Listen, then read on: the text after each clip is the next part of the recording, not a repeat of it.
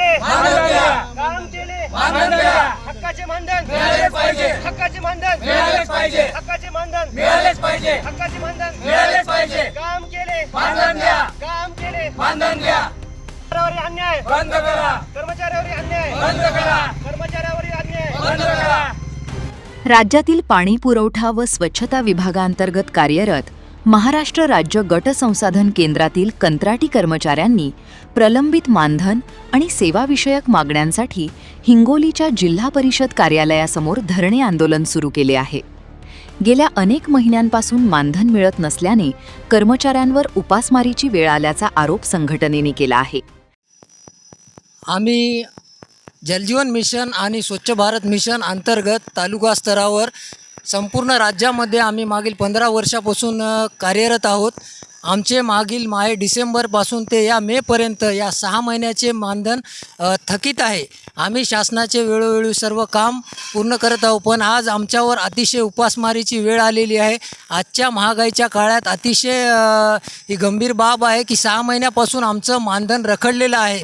आज मुलांचं शिक्षण असो, वाढत्या महागाईमध्ये वेगवेगळ्या सर्वच भाव वाढ होत आहे, त्यामुळं आमच्यावर उपासमारीची वेळ आलेली आहे। अशा परिस्थितीमध्ये आमचं जीवन जगणं असह्य झालेलं आहे। त्यामुळं आमची आपल्याद्वारे शासनाशी नम्र विनंती आहे की आमचं रखडलेलं जे मानधन आहे 6 महिन्यापासून ते शासनानं तात्काळ वर्ग करावं आणि यापुढेही आमचं मानधन जे आहे ते नियमित आम्हाला मिळावं एवढी आमची अपेक्षा आहे।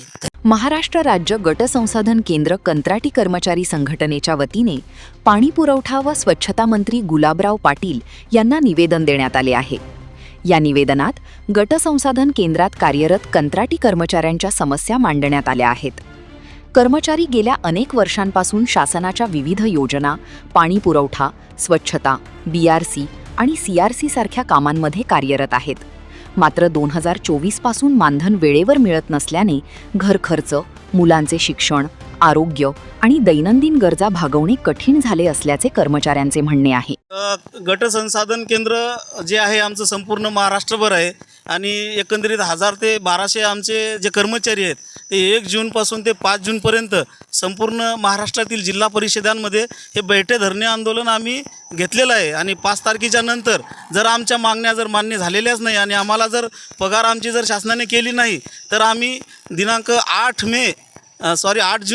जून रोजी जळगाव येथे जिल्हाधिकारी कार्यालयापासून ते माननीय मंत्री महोदय गुलाबरावजी पाटील यांच्या निवासस्थानापर्यंत आम्ही संपूर्ण महाराष्ट्रातील कंत्राटी कर्मचारी तिथे आम्ही मोर्चा काढणार आहोत। हे पुढचं आमचं असं नियोजन आहे आणि त्याच्यानंतरही जर आमच्या मागण्या जर मान्य झाल्याच नाही तर आम्ही इथून पुढं 15 तारखेच्या नंतर कायमस्वरूपी काम बंद करणार आहोत। जोपर्यंत आमच्या मागण्या मान्य होत नाही तोपर्यंत आम्ही हे काम बंद आंदोलन असेच सुरू ठेवणार आहोत। संघटनेने शासनाकडे प्रलंबित मानधन तात्काळ देण्याची मागणी केली आहे। तसेच कर्मचाऱ्यांच्या सेवेला स्थैर्य द्यावे, मानधनात वाढ करावी आणि नियमितपणे वेतन मिळेल अशी व्यवस्था करावी अशी मागणी निवेदनातून करण्यात आली आहे। मागण्या मान्य न झाल्यास 1 जूनपासून टप्प्याटप्प्याने काम बंद आंदोलन करण्यात येणार असल्याचा इशारा संघटनेने दिला आहे। उमेश चक्कर, प्रवाह नेटवर्क, हिंगोली।